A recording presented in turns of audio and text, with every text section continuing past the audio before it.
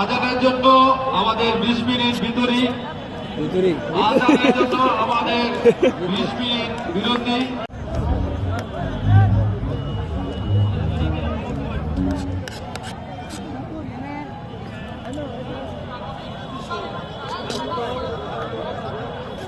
আজানের জন্য আমাদের 20 মিনিট বিরতি।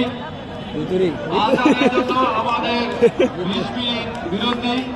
আপনারা সবাই 20 মিনিট পরে আবার আমাদের অনুষ্ঠান আগের মতো চলমান থাকবে। আজান এবং নামাজের জন্য নামাজের পর আমাদের প্রোগ্রাম আগের মতো চলবে।